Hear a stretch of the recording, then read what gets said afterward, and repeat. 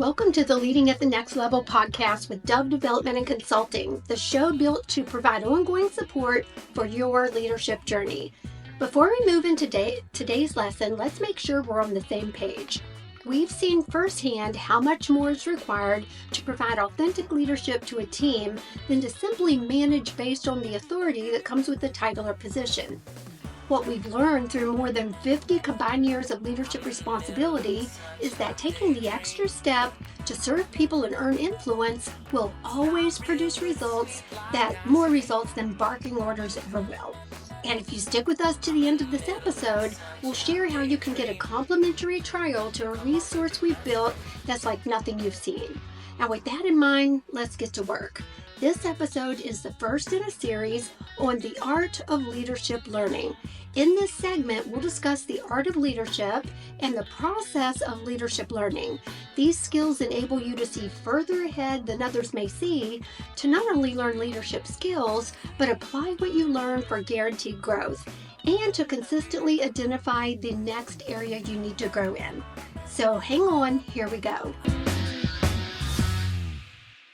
The art of leadership learning. So the art of leadership learning is this intuitive piece of gaining the right skills to lead effectively. It's not the science of leadership, although we'll talk about that briefly. It's the art of leadership, specific to how we can learn at a high level. These skills enable you to see ahead further than others may see, to not only learn leadership, but apply what you learn for guaranteed growth, and to consistently identify the next area or several areas that you need to grow in to best lead the people that you serve. But it doesn't even stop there. When you engage in the art of leadership learning, you duplicate leaders because you develop and grow your people. Now, if you want the science of leadership, there's some resources. Go read the 21 Irrefutable Laws of Leadership and the 5 Levels of Leadership, both by John Maxwell. These laws and the levels give us a roadmap, a science, a predictable path to leadership. We also have to work on the art of leadership, which is the intuitive piece of leading. The art of leading is the intuition, reading the room, sensing your audience, whatever team that you're with, to be more effective. The art of leading is sensing what your team needs and being correct about that when you act on it. So moving forward here, we're going to talk about outside growth and inside growth. We need both. But maybe you've heard the story of Josh Waitzkin. He has a book titled The Art of Learning, with some foundational principles that will apply to the art of leadership learning. So Josh's story goes like this. Now, this is a very concise piece of his story. Josh, when he was 9 years old, he became a world-class champion chess player. So 9 years old, he is the champion of the entire world. Then as a young man, so years later, but still a young man, he became the 2004 world champion in Tai Chi martial arts. So at about the age of 17, his dad had written a book based on Josh's life and the successes and the struggles. And then Hollywood got involved and a movie was made, a movie based on Josh's story. And the movie was titled Searching for Bobby Fischer.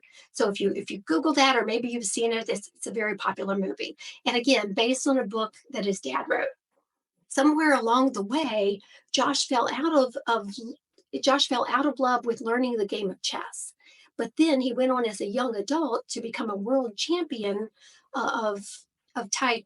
He went on to become a world champion of Tai Chi, which made him a world champion. So in 2 very separate skills, right? So first a world champion in chess at 9, then a world champion in Tai Chi. And it's actually, I can't pronounce this right probably, but Tai Chi Chuan.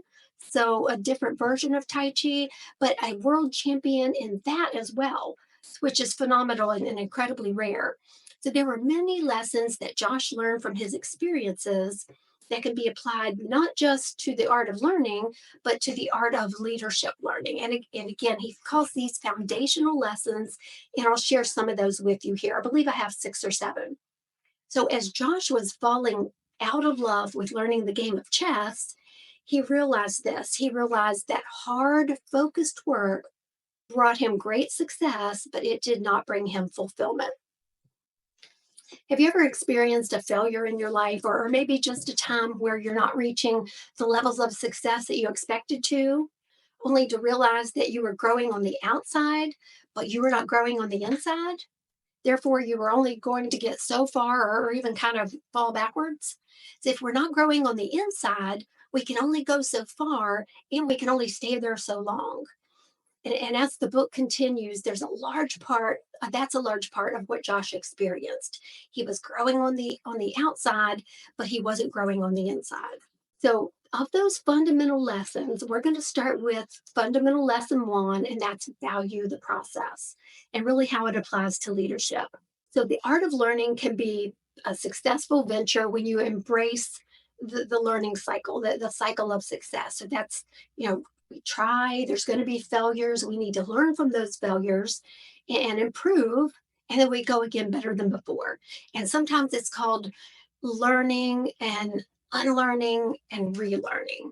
So you'll hear both, but learning, unlearning, and relearning, I don't think that captures the fact that we have to learn from our failures, but maybe you'll hear me use both. Josh valued the process in learning and having to unlearn some things when he would have new coaches and be up against new and different opponents, and relearning to become a world champion at a young age, the young age of 9, and then the young age of, I don't know, it was like around 17 or 19 or something like that. And again, in those two separate skill sets. And he credits much of that to understanding that everything is a process. The law of process says leadership develops daily, not in a day. So that tells us we need to develop leadership daily. It means we have to invest in our leadership, and it's a process. I think one of the biggest mistakes we can make as leaders is thinking the process is the work, and we miss the primary component, which is developing. So, why are so many individuals in leadership positions, yet they're not leading? At best, they're managing their role each day, but there's no real development. And we hear this from so many leaders, with them in their organization and where they're needing to make some changes. But unless we develop our leadership from the experiences that we have, our leadership will remain unchanged. So we may have seen a lot and we may have learned even more, but we only develop if we change. So let's look at it another way. The definition of manage, because we're talking about managing versus leading. The definition of manage in the Oxford Dictionary is to be in charge of, to undertake, run, direct, control, even survive. It is listed. But the definition of develop is to grow, evolve, mature, expand, enlarge, and advance. So, in knowing leadership develops daily, not in a day, we develop as leaders if we evaluate where we need to grow our leadership skills on a daily basis, or at least very often, and make sure that we're putting the right things in our mind that we can grow. So, we're taking action on what we're learning. But beware of this. Sometimes we learn the lesson and expect everything to be different because we just learned something or our people just learned something. They just went to training, they learned something, so everything should change.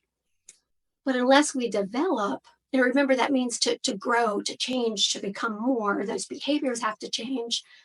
Well, unless we develop and apply what we learned, we're not valuing the process, or we're not remembering to value the process. So every day we should ask ourselves, how am I valuing the process?